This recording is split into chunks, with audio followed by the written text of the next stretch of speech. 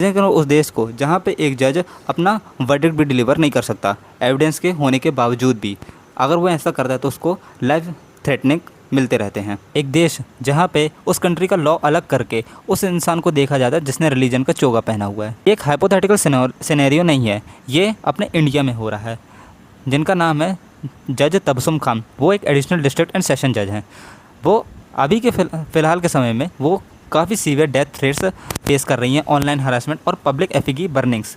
उनका क्राइम क्या था कि उन्होंने अपना काम किया।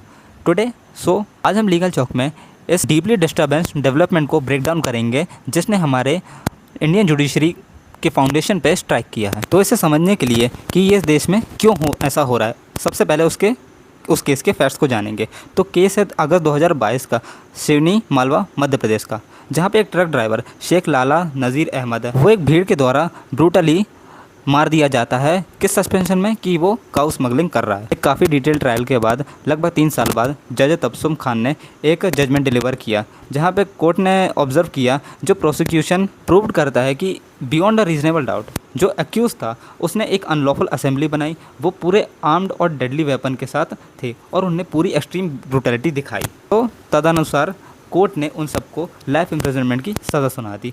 उन्होंने अपने judgement gravity of the offence को समझते हुए मॉब लिंचिंग को एक मासिव एग्रीवेट फैक्टर ट्रीट किया। लेकिन लगभग जजमेंट के बाद पूरा नैरेटिव ने एक डार्क कम्युनल टर्न ले लिया। उनका फोकस एविडेंस से हटकर और आई विटनेस टेस्टिमोनी से हटकर और लीगल रीजनिंग से हटकर इस बात पर चला गया। सीनियर एडवोकेट संजय हेगड़े ने इस बात पर पॉइंट किया कि टेरिफाइंग ट्रेंड से हटकर इस बात को पब्लिकली डिस्कस किया जा रहा है।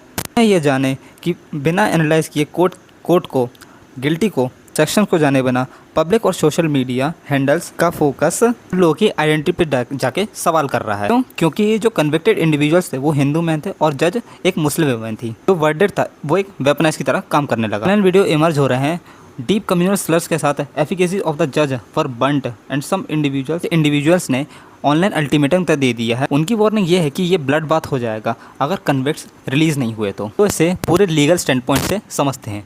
जो डिस्ट्रिक्ट जुडिशरी होती है वो एक एब्सोल्यूट बैकबोन होता है लीगल सिस्टम का। अगर जज को पर्सनल फियर वायलेंट कॉन्सिक्वेंसेस से डरने लगे डिलीवरिंग देयर जजमेंट्स के अकॉर्डिंग तो रूल ऑफ लॉ कोलैप्स हो जाएगा completely. Supreme court advocate on record association SCAORA has भी इस थ्रेट्स को कंडेम किया है। उन्होंने ये कहा है कि judicial independence are attack here भी सबको रिमाइंड करा रहे हैं उनके फंडामेंटल ट्रुथ के बारे में इंडियन लीगल सिस्टम के। किसी जजमेंट से डिसएग्री करते हैं तो आप अपीलेट कोर्ट में जाके अप्रोच और ना कि साइबर बुलिंग, इंटिमिडेशन या फिर death threat sitting officer of the court के अगेंस्ट में डिसएग्रीमेंट है वो हायर कोर्ट रूम में बिलोंग करता है, ये ऑनलाइन मॉब में नहीं।